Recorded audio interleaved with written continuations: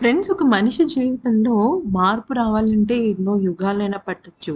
కానీ ఒక్కొక్కసారి చిన్న క్షణం చాలు. అయితే విజయ్ ఇంట్లో ముఖ్యంగా తన పర్సనల్ బెడ్‌రూమ్‌లో దొరికిన ఒక డైరీ, తన భార్యకి సంబంధించిన డైరీ అన్నమాట అది. చాలా పెద్ద సెన్సేషన్‌గా మారింది. అయితే విజయ్‌కి తన ఇల్లంటే చాలా ఇష్టం. ఎప్పుడైనా సరే, ఏదైనా ఉన్నా కూడా తన ఇంట్లోనే తను ఎక్కువగా స్పెండ్ చేస్తూ ఉంటాడనమాట టైమ్‌ని. ఎంతలాగా అంటే ఇంట్లో మొక్కల్ని పెంచుతూ ఉంటారు. లేకపోతే పిల్లలతో ఆడుకోవటం. ఇలా రకరకాల వ్యాపకాలు. అంటే ఉంటే ఇంట్లో ఉంటాడు. లేదంటే షూటింగ్‌లో ఉంటారు. లేదంటే ఏదైనా పని. సో, తన ఇంటిని తను అంతగా ప్రేమిస్తాడనమాట. సో, తన ఇంటిని కూడా ఏదో హంగు, ఆర్పాటాలు అన్నట్టుగా కాకుండా ప్రతి ఒక్కరు హ్యాపీగా ఇంట్లో ఉండేటట్టుగా అంటే ఏదో ఫ్యాన్సీగా కాకుండా తనకి నచ్చినట్టు తను చేసుకున్నాడు. అయితే ఇక తన భార్య సంగీత గత కొన్ని రోజులుగా విజయ్‌కి దూరంగా ఉంటోంది. ఓకే. తన దూరంగా ఉంటోంది. ఆ సమయంలో అంటే కొన్ని రోజుల పాటు అంటే యాక్చువల్లీ విజయ్‌కి డైరీ రాసే అలవాటుందనమాట. అయితే పెళ్ళికి ముందు విజయ్ టేస్ట్‌లు, అభిప్రాయాలు అన్నీ తెలుసుకుంది. ఎవరు? సంగీత. ఎందుకంటే తనొక ఫ్యాన్ గర్ల్. అంటే ఫ్యాన్ గర్ల్ అంటే ఏంటంటే, మామూలుగా మనం ఎవరినైనా హీరోయిన్‌నో ఇష్టపడుతున్నాం అనుకోండి, వాళ్ళని చూస్తే మనకి ఎక్సైట్‌మెంట్‌తో మాటలు రావు కదా! అంటే అంత ఇష్టం అనమాట. వాళ్ళ ఇష్టాయిష్టాలేంటి, వాళ్ళ అభిప్రాయాలేంటి, ఇవన్నీ కూడా మనకి తెలుస్తాయన్నమాట. సో, అవన్నీ కూడా తెలుసుకుంది విజయ్ కోసం. అయితే విజయ్‌కి డైరీ రాసే అలవాటుంది. చాలా అలవాటుందనమాట. అయితే అదే అలవాటుని తను తను గూడా అలవాటు చేసుకుంది. సంగీత గారు గూడా అలవాటు చేసుకున్నారనమాట. అయితే బాబు పుట్టాక, పాప పుట్టాక కూడా ఆ డైరీని తను రాస్తూ ఉండేది.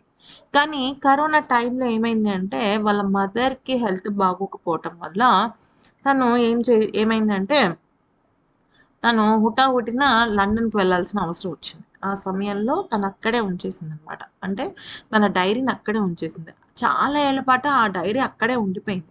ఆ తర్వాత రావటము, ఇంకా ఆ తర్వాత 'త్రిష' అండ్ 'విజయ్‌కి' సంబంధించిన ఇష్యూ కారణంగా తను చాలా మెంటల్‌గా లో అయిపోయి, ఇక మా ఎక్కువగా ఈ డైరీలు గట్రా రాసి ఉండేది కాదు. మధ్య మధ్యలోనే రాస్తూ ఉండేదనమాట. అయితే ఇప్పుడు ఆ డైరీ తనకి దొరికింది. విజయ్‌కి దొరికిందనమాట. అయితే దీనికి సంబంధించిన కొన్ని డైరీ పేజెస్ కూడా తమిళ్ సోషల్ మీడియాలో విపరీతంగా వైరల్ అయింది. ఇంతకీ ఆ డైరీలో ఏముంది అనేది గనుక చూస్తే, నేను సినిమాలు ఎక్కువగా చూసేదాన్ని కాదు. కానీ నిన్ను చూసినప్పటి నుంచి సినిమాల మీద నాకు ఇంట్రెస్ట్ పెరిగింది. సినిమా హీరోల మీద రెస్పెక్ట్ ఇంకా పెరిగింది. నేను ఎలాగైనా చూడాలని నేను ఆల్మోస్ట్ 2 ఇయర్స్ నుంచి వెయిట్ చేస్తుంటే, అప్పుడు నాకు నిన్ను కలిసే అపాయింట్‌మెంట్ దొరికింది అంటూ, పెళ్ళికి ముందు తను ఫస్ట్ టైమ్ విజయ్‌ని ఎలా కలిసింది, ఏ ఆలోచనతో కలిసింది అనే దాని గురించి కూడా దానిలో ఉంది.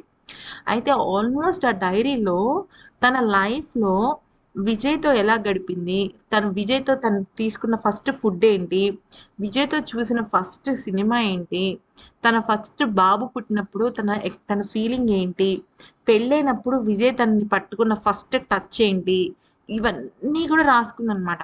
విజయ్ తనకిచ్చిన ఫస్ట్ గిఫ్ట్. ఆల్మోస్ట్ ఆ డైరీ నిండా అంతా కూడా విజయ్ జ్ఞాపకాలు, విజయ్‌కి సంబంధించిన విషయాలే ఉన్నాయి. అయితే ఇక దాంతో ఇంకా విజయ్‌కి చాలా ఎమోషనల్ అయిపోయాడు. అంటే ఒక్కొక్కసారి మీరు గమనించండి, కొన్ని కొన్ని రిలేషన్స్ ఎలా ఉంటాయంటే జస్ట్ ఒక మాట దూరంలో వాళ్ళ వాళ్ళ దూరం అలాగే నిలిచిపోయి ఉంటుంది.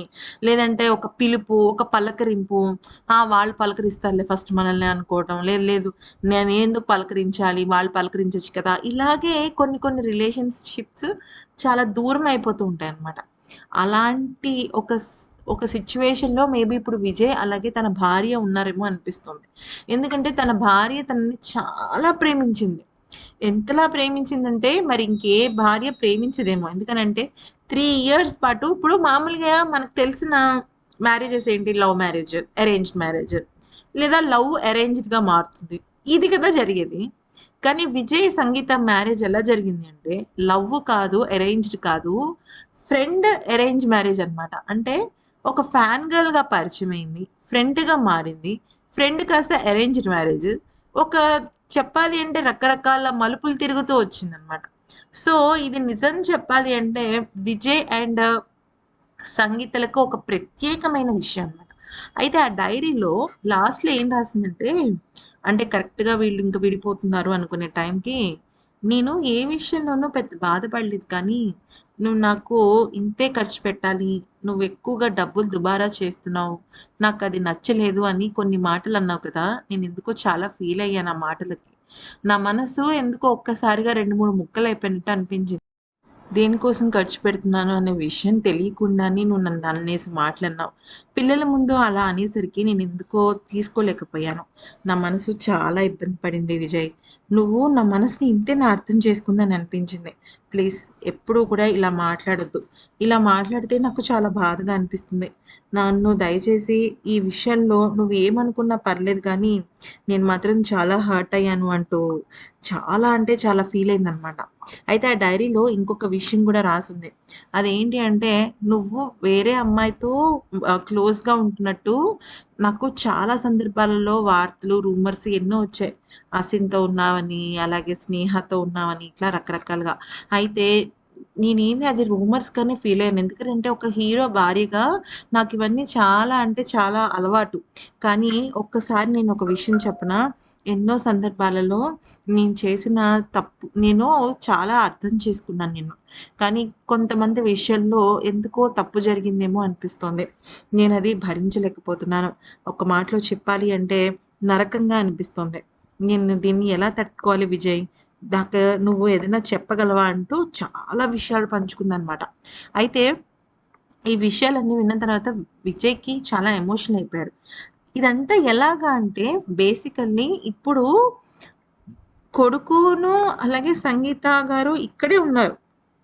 ఇక్కడే ఉండి ఆవిడ విజయ్‌తో మాట్లాడుతున్నారనమాట. అంటే ఇప్పుడు ఫ్రెండ్స్ ఒక విషయం చెప్తాను వినండి. విడాకులు అంటే తీసేసుకో 3 సార్లు సంతకం పెట్టే అలా అలా అవ్వదు కదా! వాళ్ళ మధ్య ఏ రకంగా అయితే ఒక మంచి బంధం ఏర్పడిందో, అదే విధంగా వాళ్ళ మధ్యన ఒక మంచి ఇది ఏర్పడాలి.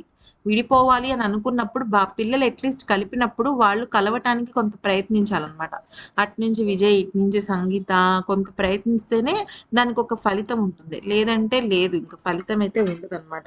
సో, అది విషయం. ఈ క్రమంలో గనుక చూసుకున్నట్టయితే విజయ్ పరంగా విజయ్ అలాగే ఎన్నో రకాల సందర్భాలలో విజయ్ కలవడానికి ప్రయత్నిస్తున్నాడు. కానీ విజయ్ కలవాలి అంటే తను త్రిషకి దూరంగా ఉన్నాను అన్న విషయాన్ని నిరూపించాలి. దాన్ని ఎలా నిరూపిస్తాడు? ఒక మగవాడు మాట చెప్తే నమ్మే విధం కాదు. సో, అదనమాట సంగతి. ఇంకా విషయంలోకొచ్చినట్టయితే ఈ వీడియో గనుక నచ్చితే లైక్ చేయండి, సబ్స్క్రైబ్ చేసుకోండి. అలాగే మా ఛానల్‌ని షేర్ చేయండి. ఈ వీడియో నచ్చిందంటే మాత్రం కామెంట్ చేయడం మర్చిపోవద్దు. Thank you for watching.